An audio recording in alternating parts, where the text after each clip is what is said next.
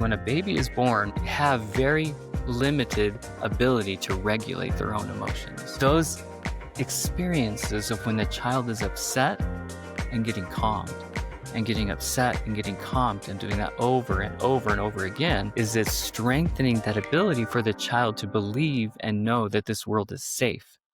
I am so excited for today's guest, Marc Anson, a family therapist and founder of multiple practices in Utah.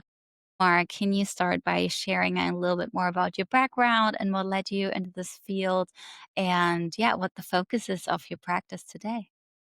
Yeah, thank you for having me. It's super exciting. I've never really done something like this before. I love being able to speak in front of big groups, but to be able to speak and not know who's going to hear it or what is kind of different. But so I think for a long time in my life, I always knew I was going to do something in the career of helping people.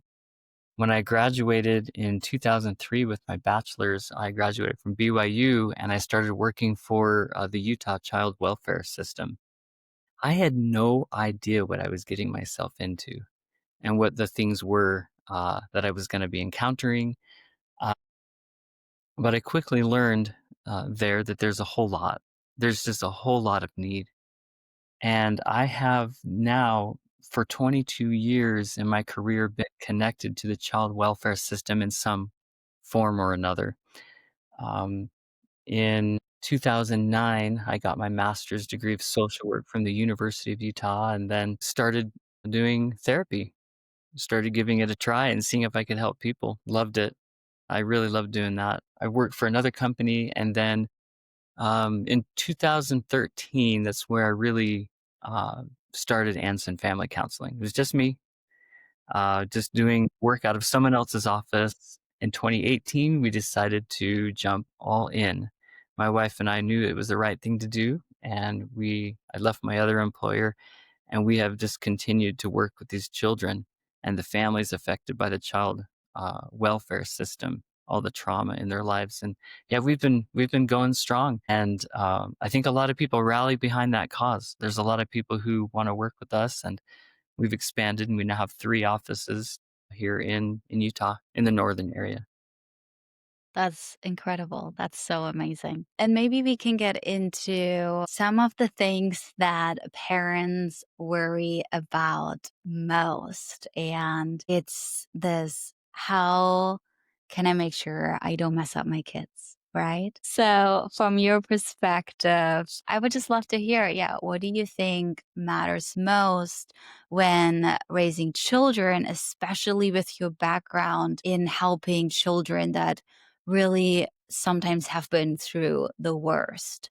So Sometimes knowing what the worst is and having, work with children that have been through that, it helps to kind of put a lot of things into perspective. And I think all of us really worry if we're going to mess up our kids. And some people don't even want to have children in the world today because of that fear. Mhm. I would just say we are all probably going to mess up our kids in some way or another. But the good news is it's okay. The good news is that most people are doing the very best that they can. And the worry that we have can be alleviated when we have that perspective that we're just going to be doing our best. So when you say doing your best, does it mean that you say there's always kind of the opportunity to recover and reconnect and kind of repair if something happened that you don't want to do? Or do you say it doesn't really matter? I would love to kind of like, yeah, hear more about that. Yeah, there's a concept called the relationship cycle. I think it works for adult relationships, it works for parent-child relationships, and I really do believe that there is pretty much always that chance to have a repair. There's a good word for it called an interactive repair. But if you're looking at a whole cycle, which, newsflash, everything psychologically comes in cycles. Everyone will tell you about this cycle and that cycle. But in the relationship cycle, what you find is that all relationships have those good times, but they inevitably move towards some kind of stress, tension, conflict. And then after a conflict, a lot of times there will come like a rupture. Ruptures happen in all relationships. And we can learn a lot from a rupture. What we want to avoid are those toxic ruptures, the things that are just harder to come back from. But Mhm. if we get to a rupture, what we all get a chance to do is try again. It's the interactive repair. And there's a dance that happens between, if you're looking at the parent child relationship, there's a dance that happens between the parent and the child, as the child may be the one that initiates, or the parent may be the one that initiates. But it's a cooperative effort to try to say, I'm sorry, let's be us again. Let's try again. Even with an infant, there is that chance to repair and do things over again, and to keep having many, many experiences to make it better. After the repair happens, we push around then to the good times. But watch out, because that's how life is. There will Yeah. always be something, right? With an infant, they could just be hungry. They Yeah. could be bored. They could be cold. They could be whatever number of things that are going on for that infant. And when the parent is there to meet the needs of that infant, that's that interactive repair and helping them. Yeah, and that starts even in utero. It's an amazing experience, the meeting of needs.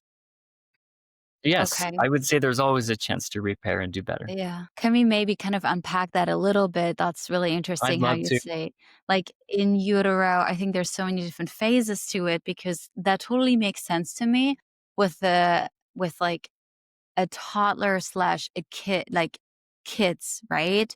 At the age where they truly understand what I'm saying.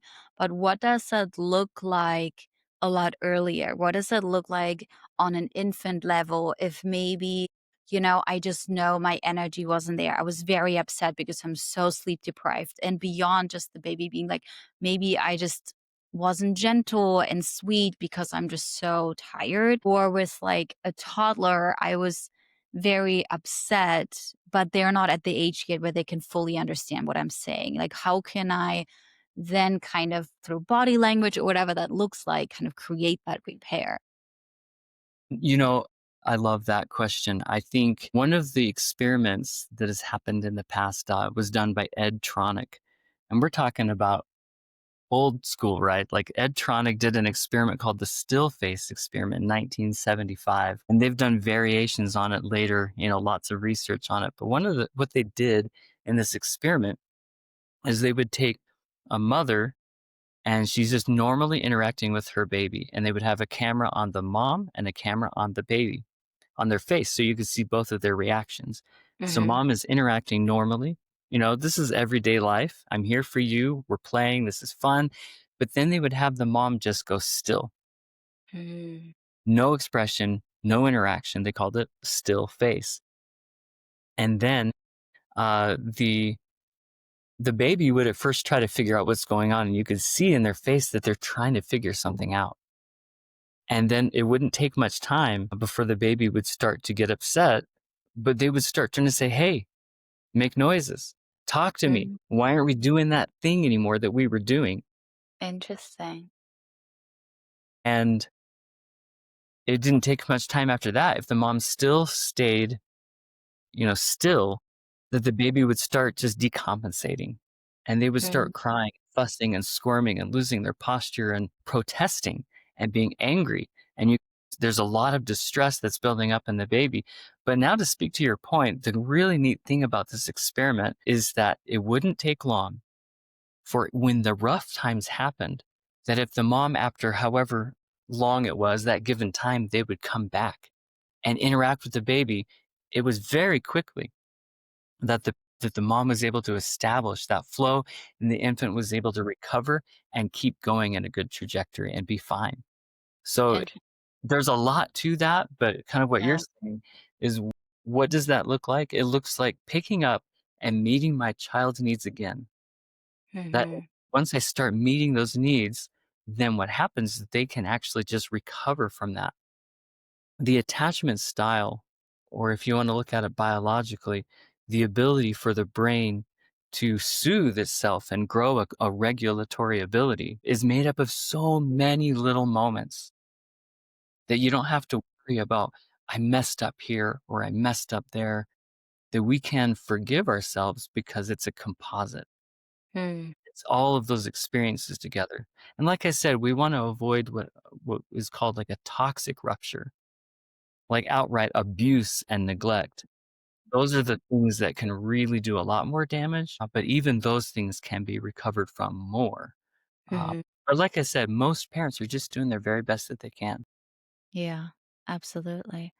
And so, kind of even talking about like in utero, that's something that you mentioned to me like beforehand that little stressors that the mom experiences already affect the baby a lot more than we sometimes think. And you kind of said that even there is this whole cycle of stress and recovery, which is so interesting and wild. Yeah, luckily, it's like the perfect environment, right? They've got the warmth that they need, they've got the food that they need, they've got even that proprioception, that pressure sense, especially as they grow and there's not a lot of room, they get soothed by that comfort of being inside the womb. But yeah, the all even there, the infant's gonna have times when they're or that infant's just not gonna have everything all the time perfectly. Mhm. But yeah, all of those things, that I just mentioned are there to help kind of continue to meet that infant's needs. But yeah, anxiety, that's something that can, if the mom is stressed, the baby can feel that stress, that the cortisol, the heightened cortisol can Mhm. pass that placental barrier. But even there, that's where I know a lot of moms can get kind of guilt ridden, right? Like, I didn't do this perfectly. I didn't have a calm time today, and I'm sure I stressed out my baby. I must have done something wrong. And I would say, again, those are those times that we have to really work at forgiving ourselves and having Mhm. grace because really, who can have a stress free pregnancy? I mean, that just doesn't make sense. Yeah, But there's so many good things that happen during that time that I think that can make up for so much of those times that we're not perfect. Like I said, absolutely. it's a composite. Almost like it sounds like a 37, like, it sounds like a rule, right? Like, you obviously do things, but then you recover and you say like, it sounds like you can make up for it unless it's, like, severe trauma that happens. Then it sounds like it would kind of like it would stick there, it would stay there. Is that what I'm hearing? Yeah, trauma just seems to be a bit more profound in the effects. Like, like if you're depriving a baby of the sensory input, and I hate to even say it, but like, just leaving a child in a crib and never picking up that child, not feeding the child. I mean, we're talking about some of the things where it's a lot more on the severe side, Mhm. and then the brain isn't getting the nutrition that it needs. The body isn't getting the touch. The brain isn't coding that touch as good and healthy. And then those are things where you just have a lot more what's called developmental trauma, where the little infant's brain is doing so much work just trying to survive that it's not going to grow in other ways, like being able to regulate their emotions. So they just get held back. And it takes them, they need a lot of work to get back on their developmental trajectory. Okay. But it's even then, there's a lot of things that are still possible. Yeah. Kind of as you talk about this, obviously it's not as extreme, but it's something that I would love to touch on because it just came to mind when you said, letting a baby cry in the crib. To kind of get into the whole like sleep training versus meeting their needs and always picking them up, kind of like how does that affect like their attachment style, what you were like touching on beforehand, and maybe you can also go into that, and kind of just share what your thoughts are with your background on these topics. Yeah, that's a really good place to go with this because I know a lot of us are gonna start thinking about that, right? What did I do to my child when I sleep Yeah. trained them? And there's a lot of different opinions on this, and I was given different advice, and with our first child, well, I have 5 children. My Wow. oldest is now 19, and, that's an adventure in and of itself, which I'm sure a lot of people can relate to. When she was newborn, you could just tell with her that she was Hmm. very alert, wide-eyed, loved to experience everything, and never wanted to sleep. I think it was embedded in her personality. And so she would only sleep for like 2 or 3 hours at a time, which Mm. isn't good, right? Because we need our sleep. Yeah. Yeah. We all need the sleep. I still need my sleep. But my Yes. teenagers are staying up too late right now. That's my issue. Tell them to Yeah. go to bed, then I just go to bed. Yeah. Um, but no, if I get myself back to what I was talking about with, on the extreme side, what I'm talking about is not just letting your child cry for a little bit. What I'm talking about is, like, days. I'm Mm, talking about yeah. severe neglect where the infant cries, which is a normal response. They're feeling distress, they have a Mhm. normal response, and then a caregiver meets their needs. But when a caregiver is not there to meet their needs, what happens is that the infant eventually loses its ability to reach out and cry. And Mm, that's the more scary thing that we don't want. When we want crying babies. Crying babies yeah, are okay. interesting.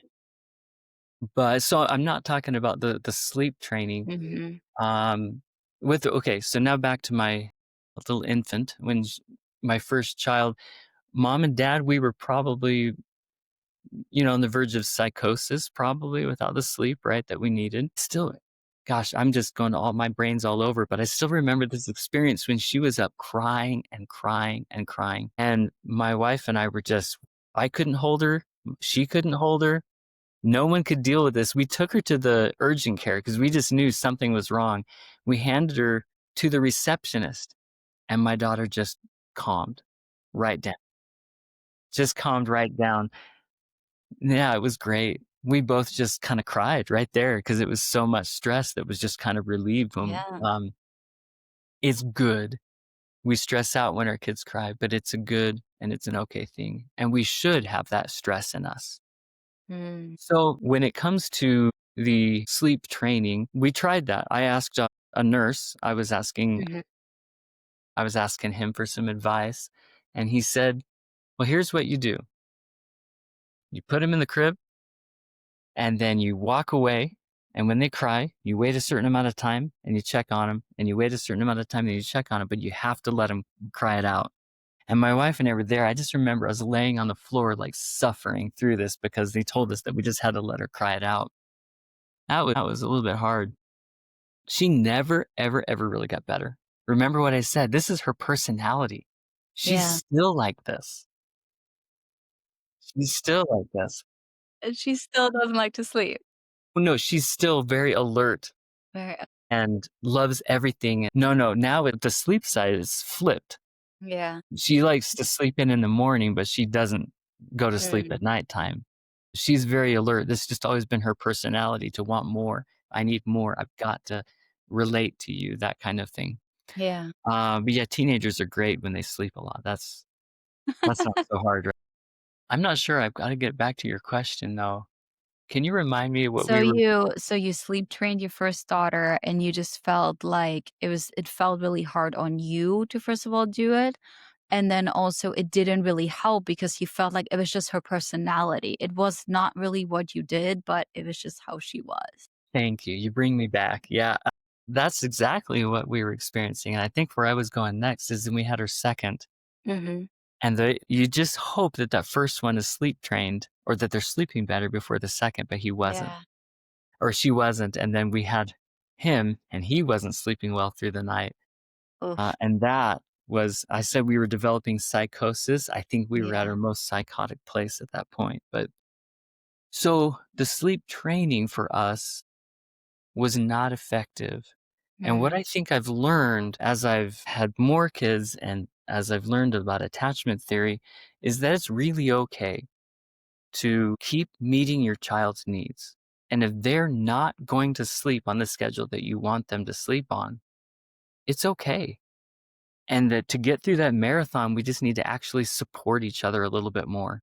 Mm. Families need to rely on each other a little bit more. I don't think it's important for us to break the child of those habits of not being able to sleep really well. But if you have a little bit of sleep training, you also don't have to worry that you're damaging your child. Maybe Okay. it does work for you. I guess what I'm saying is for those people, when they keep trying and they keep trying, don't worry about it. You're not doing something wrong. Mhm. Just give it some time and get lots of support because you're gonna need it. Absolutely. So, what would you say are just, kind of some you touch slightly on attachment styles, a lot, so I would like to maybe get into that. First of all, like, at what age do you think they develop their attachment style that I've heard they have for the rest of their lives? And then kind of like, what are the attachment styles for someone that isn't really familiar with it? We don't have to get too far into it, but, like, maybe on, like, a high level. And then just some everyday simple actions that parents can do to just make their children feel secure and connected and well taken care of, to support that as much as possible without worrying too much of, like, the severe trauma that you were saying. Yeah. Yeah, severe trauma. We worry about that so Yeah. much. Like, I really saying if we do our best, it's gonna be fine. We are Yeah. gonna be fine. But I love that you use the word secure attachment.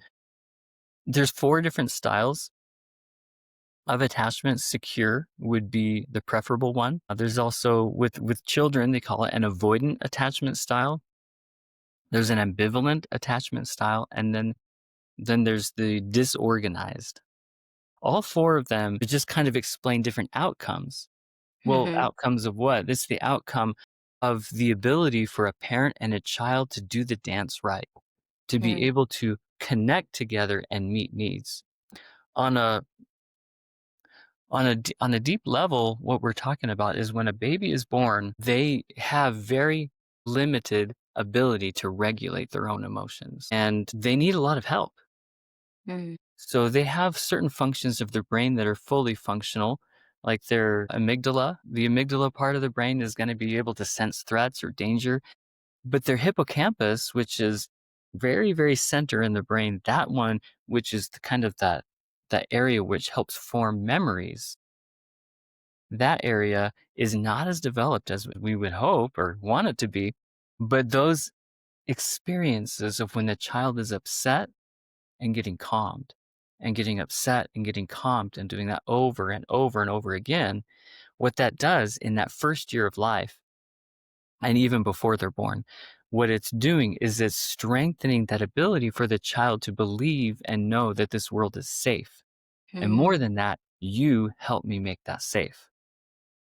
So when we're leaving babies alone and they don't have someone continually reinforcing that you're okay, I'm going to help you meet this need. If you're upset, you can get calm.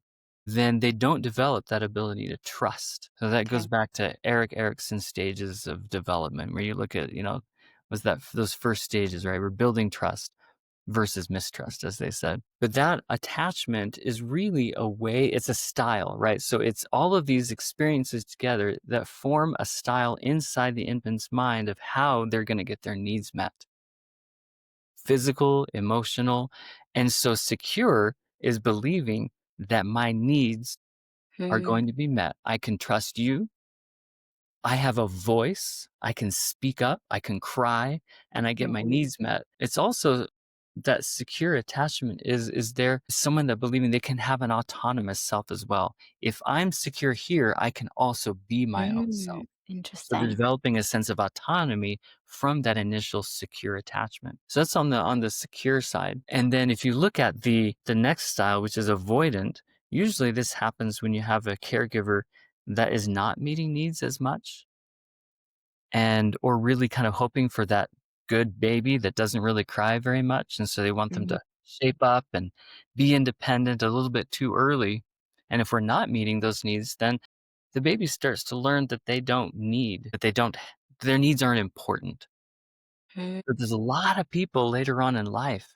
What happens for them is they realize, or they're thinking, my needs don't matter. Well, maybe those needs didn't matter when they were an infant to their okay. parents and they weren't being met. And then they kind of grow up with this sense of, well, why cry? Why need? What's this feeling stuff? I don't get my emotions because those things weren't as important. I could get lost in the weeds here if you want to keep going on Yeah. that one, but I'll flip over to the ambivalent one. This is an inconsistent caregiver. An ambivalent baby is learning to meet their needs, trying to with someone who's inconsistent. They're there, they're not there. They're there, they're not. Um, and so the infant is starting to learn, I'm going to regulate by controlling the distance between you and me. I'm going to start to control the relationship. I'm going to push you away when I want to, and I'm going to cry for you when I need you, but I don't know if I trust you. So, kind of a hallmark for this is if you have a baby that has this attachment style, when they're picked up, when they're upset, they come towards you and they push away from you at the same time. Mm, Very confusing. The last style would be the disorganized style, which really isn't a style. And this is where you usually get like the severe trauma and mm, neglect kinds of things going on, because this is that part where this child doesn't know how. They want to they just desperately want to connect. They mhm. want to connect with their caregiver. They want to connect with other people, and they never had a mentor that taught them how. Wow.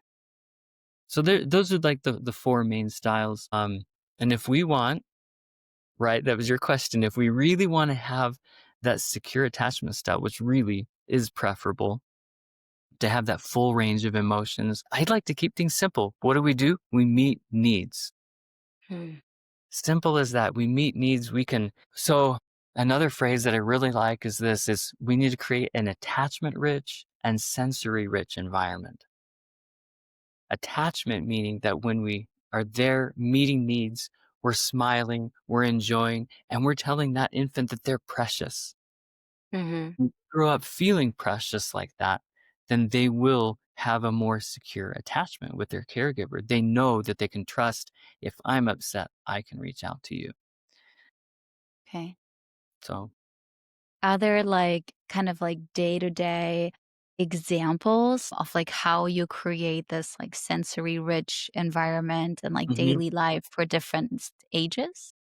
Yeah, that's really good. I know, like for infants, they say sensory rich, like give them lots of things to play with and lots of things to look at and colors and textures and stuff like that. And that's all really good. And a lot of times people think of the five main senses. So what we see, what we hear, what we feel, what we taste, and what we smell. But I also really like to look at the proprioceptive sense and the vestibular sense. So proprioceptive, what can we do? On an infant level, it is really good to swaddle. At least I would say most infants. There's some infants that maybe just don't like that much, but swaddling, especially in those first few months after, I think is really, really good to do. So proprioception is that deep pressure sense. We know how deeply we're being squeezed. So I would say one of the best things we can do is infant massage as well. Mhm. But yeah, lots of holding. And now the vestibular sense would be on the rocking side, right? That there's the vestibular tubes in our ears that notice the motion and our Ah. orientation in space. And if we rock, well, you know how it goes. If you're holding a baby and they're crying when you're sitting down, and then you stand up and they stop crying, Yeah. what happened here? What just happened? But that memory inside them of that upward motion, Mhm. standing up and having a difference there is very soothing for them. It's not fair sometimes because you wanna sit down, Yeah.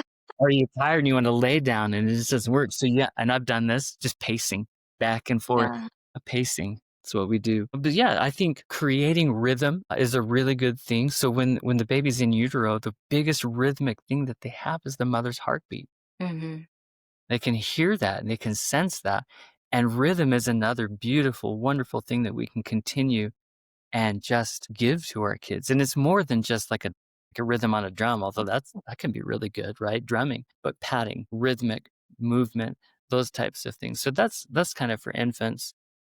As kids get older, gosh, one of the things I love to do is I love to swing kids in blankets.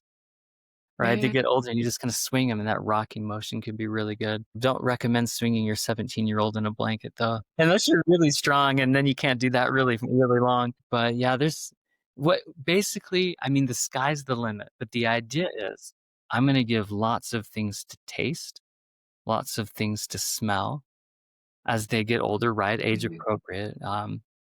I'm gonna give them things to touch. I'm gonna let them use their reflexes. And that's another really interesting thing. That's how infants are gathering their information about the world as they move in their reflexes, right? They'll grasp your finger. If you stroke their cheek, they'll turn towards you. All of those things are great for them. As they express that, their brain is getting input about the world. So as they get older, they're gonna lose those infant reflexes, but still giving them all of those experiences to taste things and smell things and touch things, and then, lots of, massage and squeezing and hugs, rocking, all of that stuff, and then they get older, and then they jump on trampolines. Then they get older, and then they spin around in circles, Yeah. and there's so many things you'll even watch this, like, they'll Interesting. self-prescribe. I Yeah. remember this one kid I was doing therapy with, he's like 14 years no, he's 13 years old, and I'm talking with him, he just gets down on the ground, and he's just rubbing his head on the carpet back and forth and back and forth. I'm like, "What's going on here?" He was all stressed out, and he was trying to find a way to regulate. Mm, So our sensory systems can later also be used for regulation. So anyway, so I prescribed it. "Oh, you're doing that? Okay, do that thing. When you're upset, do that. Rub your head on the carpet." Literally. interesting. Wow, So there you go. That was a little bit, that's all over the place incredible. probably, but Yeah, I love that. And it's yeah, these things that, they develop as like a reaction to then like find a way to soothe themselves, right? You were touching on earlier is like as an infant, they have a really hard time soothing themselves. And as they grow older, they learn how can they soothe themselves. And then probably like giving them also tools, teaching them how can you soothe yourself. But it's kind of like when you see a child get hurt, they run to the parents, right? To, like, find that. And maybe the teenager still runs to you, depends on I hope so. the size of the trouble, probably. So my 10-year-old yesterday, I went up and he was eating breakfast, and I went up and I sat by him, like, "Hey, can I sit by you?" And he turned to me and he said, "You can always sit by me, dad." That was that was the best, right? Yeah, And then when my 17-year-old gives me a hug and he won't let me go, that tells me something, right? that's That was amazing. really good. Yeah. You'll just cherish and remember those little moments forever. It really matters. Yeah, I could speak to that a little bit about the regulation, and then there's like a progression in Yeah, how we please. regulate. Infants learn by external regulation. Mhm. Their brains are ready to start being programmed of how to regulate. So when they're infants, what we're doing is we're giving them that regulation, swaddling, feeding, holding, rocking, and doing those things for them. Sometimes they will just cry because they don't even know what they're doing. They're just uncomfortable. They can't express it. Mhm. Once we get through enough of that external regulation, the hippocampus part of the brain and the prefrontal cortex is starting to learn what they can do. So then they enter a phase of co regulation. And in co regulation, they're a bit more sophisticated where they actually cue their caregiver more. Hey, I need this. Hey, Mhm. they're doing this dance a little bit better. And they get more and more sophisticated with words as they grow up. And after they've co regulated long enough, what they're doing is they're moving into a self regulation phase. Okay. One of the biggest problems that we have, even in the therapy world, is we take kids who we're trying to help and we teach them how to deep breathe and we teach them how Mhm. to do mindfulness exercises. And those are good things. But what we don't do is we don't really analyze, are they ready for that? Can they actually self regulate? Or are they still kind of needing a lot more co regulation or Mhm. external regulation to help them? So a lot of times kids may struggle in therapy because we're trying to expect them to be at a higher level than what they actually are. Does that kind of make sense Yeah. what I'm saying there? So, how would I know as a parent or as a therapist? And then, like, if they aren't ready to self regulate, how can you still kind of provide that level of co regulation? One of the models that I really liked is Bruce Perry's neurosequential model of therapeutics. Bruce Perry is a pretty well known researcher, and what he talked about is really always going back to the basics. So what I would do is that if I'm working with a child in therapy and I'm finding that they just can't self-regulate, Mhm. then I'm going to just assume that we need to go back to co-regulation. And I'm going to encourage the parents to do things more like, hey, if they're verbal, talk with them more about what do you need? And a lot Mm. of times kids can't express that. So it's perfectly fine to say, "Do you need this? Do you need this? Do you need," and Mm. just kind of go through a list and maybe starting with, "Are you hungry? Are you are you thirsty? Are you tired?" And getting them to get used to analyzing what they feel and then being able to express it. An infant can't do that. So what does a parent do? "I'll change you. That didn't work. I'll feed you. That didn't work." And they try different things. I think it's the same, just a bit more sophisticated with communication as kids get older. And teenagers, they know what they need. Sometimes they're Mhm. just too prideful to say it sometimes, or and if they don't know what they need, then maybe we really do need to go back to those earlier stages and Yeah. reach out to them and then guide them along the way. And then find ways that parents and kids can start having a language together of cues, reading Mhm. cues, meeting those cues, and making sure that those kids feel solid and secure in a relationship they know they can trust. Did that answer your question there? Yeah. Where does touch come in when it comes to the regulation? It sounds like for you, it's a lot of like asking and communicating. To what extent is it also important to just have that touch and give them a hug and try to make them feel more secure while they're trying to figure out their emotions? I think it's just crucial from the very beginning. From the very beginning, just tons of touch. We know in the sad experiences from babies that grow up in orphanages where they're not really doing a good job at meeting the kids' needs. They probably do their best. They have low resources and Mhm. not enough. So they're probably doing their best. But we know in those situations that there's a thing called failure to thrive. And if a baby's not getting that touch, even if they get food, if they're not getting touch, they can start to lose the will to live. Mm. Translate that to now older kids. Is it possible that our kids may be losing the will to survive and live and then thrive in life because they're not getting enough touch? Now, that's something I don't have my own personal research on, Mhm. but I like to do some extrapolation from other people's research and realize that that touch is crucial. So I believe from the very beginning, and I'm not holding my 10-year-old and rocking him like I did when he was little. He does still crawl up in his mom's lap, though. He's kind of figured out that mom is still gonna do those snuggles like that, but I tell you what, there is not a day that goes by that I'm not touching my kids in some way. Whether I give him a hug, high fives, pats on the back, bump him down, as I'm walking down the Mhm. hall, just knock him over, something like that. Anything to make sure that we stay connected as possible. Because it seems like that's a whole 'nother, like, style in terms of your attachment style, but then also your love language, right? Where, Yeah. like, some people just really need this, like, touch always, where others are like, "I'm okay."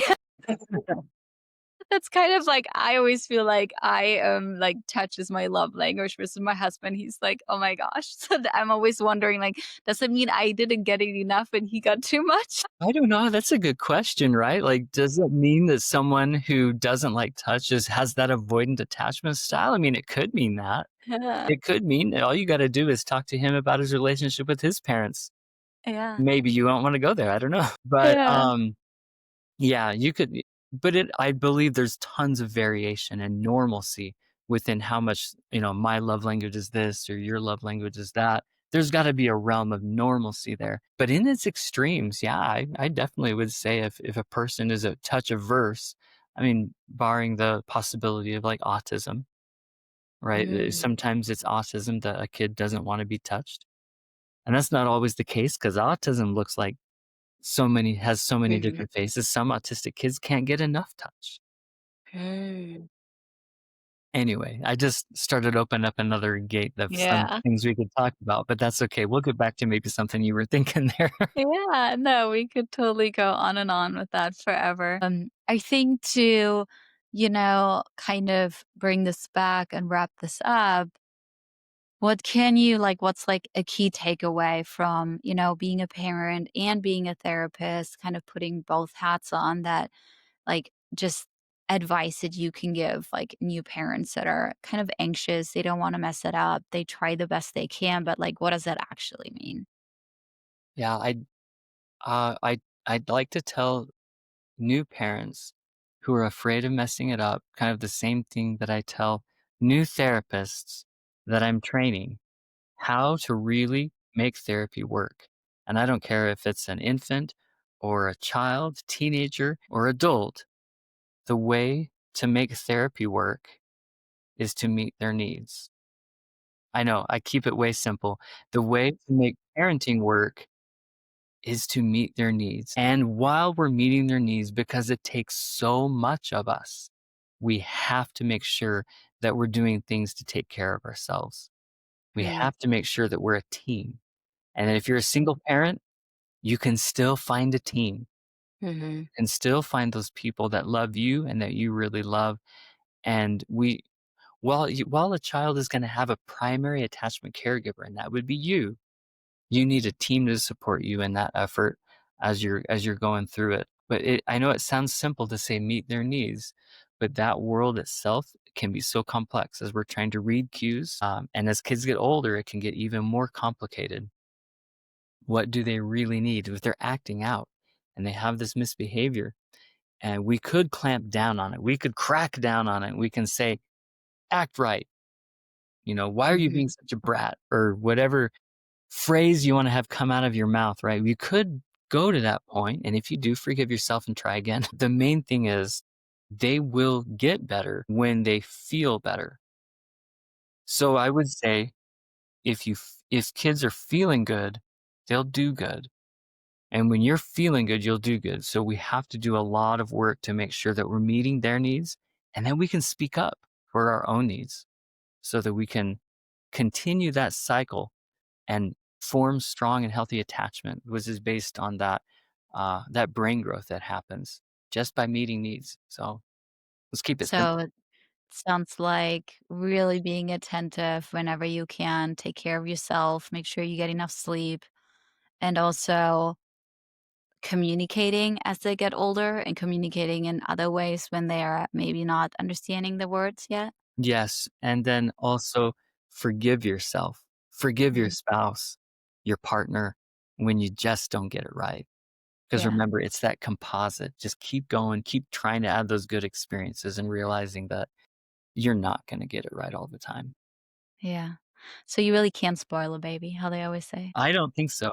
I don't know what age that stops, but I think you can Yeah. spoil a child. Yes, you can definitely But I spoil don't a think you can child. spoil a baby. Yeah. I love that. So for everyone out there, like how can they find you as well as like who you can serve? We kind of just touched about that, like slightly on that. So your practices right now are in Utah, right? So you're serving everyone in the state of Utah, or what does it look like? We What's the can target serve audience? Yeah, Okay. thank you. Yeah, we can serve anyone here in the state of Utah. That's our limit because we don't have anyone yet licensed kind of outside Mhm. of the state. We do telehealth, but the person would have to be in Utah for us to be able to serve them. However, we're interested. I mean, we can talk. I would give resources all day long to people. Like if people Mhm. just want to know, hey, tell me about this thing you talked about. I would highly recommend Texas Christian University's program called Trust-Based Relational Intervention. A lot of the stuff I talked about draws from that. So if most of your audience is in Texas, I don't know if they are. That's fine. That's where I mean, you've got TCU right there. Even though they were rivals with BYU for a while, at least in my mind, I think they're great, and they have the Karen Purvis Institute of Child Development. Mhm. That one is great. Anything TBRI, I think you won't go wrong when you're finding resources. But yeah, if people wanna get in contact with us, we have our website is ansonfamilycounseling.com, ANSON. I always have to tell people that it starts Yeah. with an A. Yeah, they can look us up there, or they can just email me direct at my first name, MARC, @ansonfamilycounseling.com. I'd love to be able to connect with people and chat about anything attachment. Yeah, beautiful. So even if they're out of state, they Oh, can reach sure. out and ask you for advice and possibly Yeah. for a referral for someone that would be a good fit. All right. Well, thank you so much. That was amazing. I'm sure we all learned a lot. And yeah, I would love to get deeper sometime. So yeah, I really appreciate your time.